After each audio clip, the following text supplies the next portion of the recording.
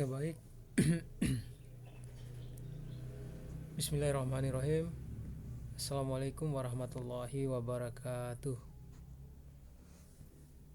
Perkenalkan, nama saya Fardin Abduh. Saat ini saya sedang melaksanakan studi S2 atau strata 2 dengan konsentrasi Magister Manajemen Inovasi pada Universitas Teknologi Sumbawa. Baik, adapun judul materi yang ingin saya presentasikan pada kesempatan ini yaitu Sistem Inovasi dan Organisasi Pembelajaran. Di era perubahan yang sangat cepat, organisasi dituntut untuk terus berinovasi agar tetap relevan dan kompetitif.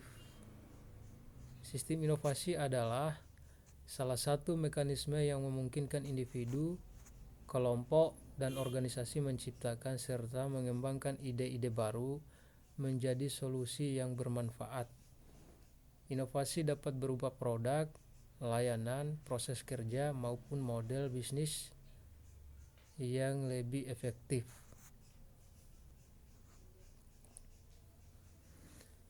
Agar inovasi dapat terus berkembang, organisasi perlu menjadi organisasi pembelajar atau learning organization.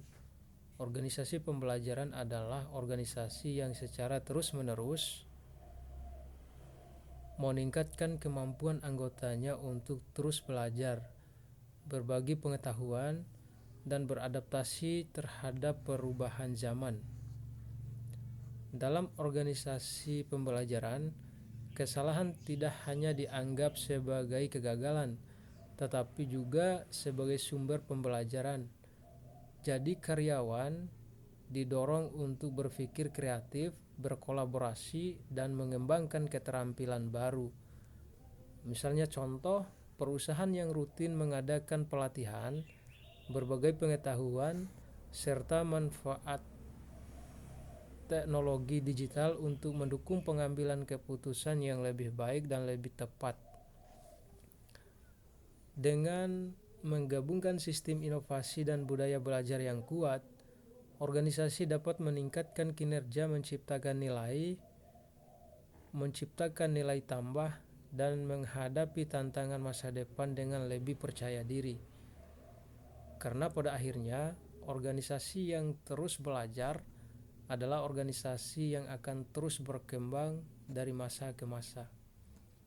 Jadi pesan utama dari teori ini adalah inovasi tumbuh dari pembelajaran, dan pembelajaran menjadi kata kunci keberhasilan suatu organisasi di masa-masa yang akan datang. Selanjutnya, manfaat pembelajaran, sistem inovasi, dan organisasi pembelajaran. Yang pertama, meningkatkan kemampuan berinovasi. Artinya, membantu individu dan organisasi menghasilkan ide, produk, atau layanan baru yang lebih efektif dan efisien. Yang kedua, meningkatkan kemampuan adaptasi terhadap perubahan. Organisasi lebih siap menghadapi perkembangan teknologi, perubahan pasar, dan tantangan lingkungan yang dinamis. Yang ketiga, meningkatkan kualitas pengambilan keputusan. Artinya, keputusan dapat diambil berdasarkan pengetahuan, pengalaman, dan pembelajaran yang dihadapi atau yang diperoleh sebelumnya. Yang keempat, mendorong budaya belajar berkelanjutan. Anggota organisasi terus didorong untuk terus mengembangkan potensi dan keterampilan mereka. Yang kelima, meningkatkan produktivitas dan kinerja organisasi. Proses kerja menjadi lebih efektif melalui penerapan inovasi dan pembelajaran yang berkesinambungan. Yang keenam, meningkatkan kolaborasi dan berbagi pengetahuan. Artinya, tercipta lingkungan kerja yang mendukung kerjasama, komunikasi, dan pertukaran informasi antar anggota organisasi. Yang ketujuh, menciptakan keunggulan kompetitif. Maksud daripada menciptakan keunggulan kompetitif adalah organisasi yang inovatif dan terus belajar memiliki peluang lebih besar untuk unggul dibandingkan pesaing mereka. Yang ke-8, mendukung pembangunan sumber daya manusia atau SDM. Pembelajaran yang berkelanjutan membantu meningkatkan kualitas sumber daya manusia sehingga lebih kreatif, kompeten, dan profesional. Jadi, pembelajaran tentang sistem inovasi dan organisasi penting karena membantu organisasi dan individu menjadi lebih kreatif, adaptif, produktif, serta mampu menghadapi perubahan dan persaingan di era digital. Dengan budaya belajar yang kuat, organisasi dapat terus berkembang dan menciptakan nilai bagi masyarakat. Selanjutnya, faktor utama pendukung sistem inovasi dan organisasi pembelajaran. Yang pertama, tentang kepemimpinan yang visioner. Pemimpin memberikan arah yang jelas, mendukung perubahan, dan mendorong budaya inovasi serta pembelajaran yang berkelanjutan. Yang kedua, budaya organisasi yang mendukung pembelajaran. Organisasi menciptakan lingkungan yang terbuka terhadap ide baru, menerima masukan, kemudian menciptakan diskursus, bereksperimen, dan memperbaiki komunikasi yang berkesinambungan dan berkelanjutan. Yang ketiga, sumber daya manusia atau SDM yang berkualitas. Karyawan memiliki kompetensi, kreativitas, kemauan belajar, dan kemampuan beradaptasi terhadap perubahan. Yang keempat, manajemen pengetahuan atau knowledge management. Adanya sistem untuk mengumpulkan penyimpanan dan berbagai pengetahuan sehingga dapat dimanfaatkan oleh seluruh anggota organisasi. Kelima, teknologi informasi dan komunikasi. Kenapa teknologi informasi dan komunikasi itu penting bagi sebuah organisasi? Teknologi membantu proses pembelajaran, membangun kolaborasi, pertukaran informasi, dan pengembangan inovasi secara lebih cepat dan efisien. Yang keenam, komunikasi dan kolaborasi yang efektif. Kerjasama antar individu maupun antar bagian organisasi mempercepat penyebaran ide dan penciptaan inovasi baru. Ketujuh, komitmen terhadap pengembangan kompetensi. Artinya, suatu organisasi harus menyediakan tempat atau pelatihan, pendidikan, seminar, diskursus, dan program pengembangan untuk meningkatkan kemampuan anggotanya. 8. Dukungan kebijakan dan struktur organisasi. Kebijakan yang fleksibel dan struktur organisasi yang tidak terlalu birokratis memudahkan implementasi terhadap penciptaan inovasi baru. 9. Evaluasi dan perbaikan berkelanjutan. Pemimpin organisasi harus cakap dalam hal pengambilan keputusan. Jadi organisasi yang dipimpin secara rutin mengevaluasi proses dan hasil kerja untuk menemukan peluang perbaikan dan inovasi baru. 10. Motivasi dan partisipasi anggota. Keterlibatan aktif seluruh anggota sangat diharapkan oleh sebuah organisasi dalam proses pembelajaran, dan inovasi menjadi salah satu kunci keberhasilan suatu organisasi. Jadi, keberhasilan sistem inovasi dan organisasi pembelajaran ditentukan oleh kombinasi kepemimpinan yang visioner, budaya belajar, sumber daya manusia yang kompeten, pemanfaatan teknologi, serta membangun kolaborasi yang kuat. Faktor-faktor tersebut memungkinkan organisasi untuk terus belajar, beradaptasi, dan menciptakan inovasi baru yang bernilai. Selanjutnya, tentang tantangan yang dihadapi sistem inovasi dan organisasi pembelajaran. Pertama, berkaitan dengan masalah resistensi terhadap perubahan. Sebagian anggota organisasi sering merasa nyaman dengan cara kerja lama sehingga enggan menerima masukan atau enggan menerima inovasi atau metode baru.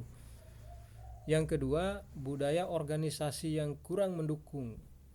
Budaya yang terlalu birokratis, tertutup, atau takut terhadap kegagalan dapat menghambat proses pembelajaran dan inovasi baru. Keterbatasan sumber daya manusia atau SDM, kurangnya anggaran, waktu, tenaga ahli, dan fasilitas dapat menghambat pengembangan inovasi dan program pembelajaran. Yang keempat, perkembangan teknologi yang sangat cepat. Jadi di sini dibutuhkan semua anggota organisasi untuk terus siap dan siaga dalam mempersiapkan diri mereka untuk terus beradaptasi dengan perkembangan zaman dan maupun perkembangan teknologi itu sendiri. Jadi organisasi yang harus terus menyesuaikan diri dengan teknologi baru agar tidak tertinggal dari kompetitor lain. Yang kelima, kurangnya komitmen seorang pemimpin.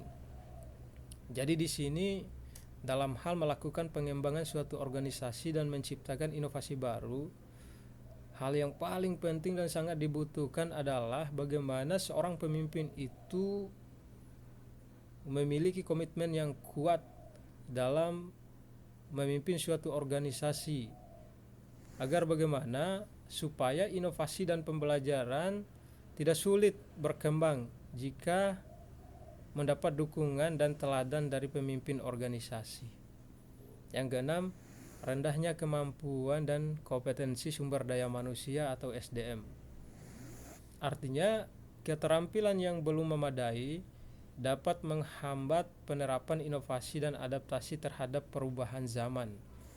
Ketujuh, kurangnya berbagai pengetahuan. Pengetahuan sering tersimpan pada seorang individu saja, tentu sehingga sulit dimanfaatkan oleh seluruh anggota organisasi. Artinya, seorang pemimpin kalau tidak fleksibel dalam memimpin suatu organisasi, maka organisasi tersebut akan mengalami stagnasi dan berjalan di tempat.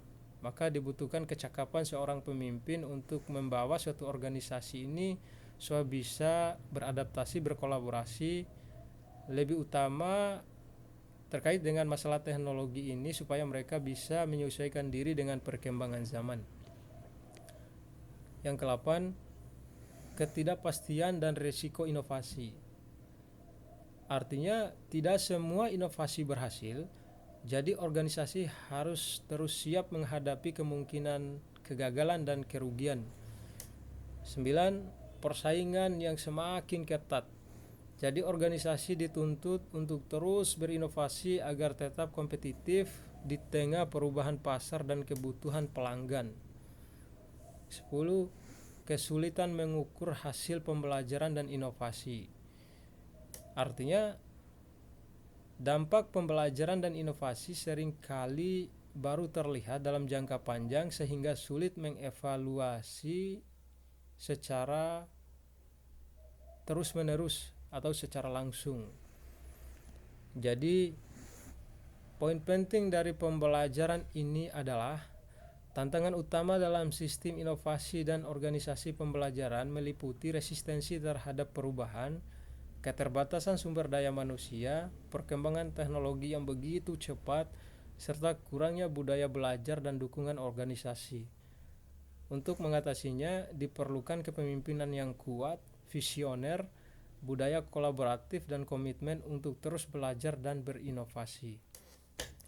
Mungkin itu saja presentasi yang bisa saya sampaikan lewat kesempatan ini. Adapun masukan, saran dari Bu Doktor siap diterima, lebih dan kurangnya saya mohon maaf. Sekian.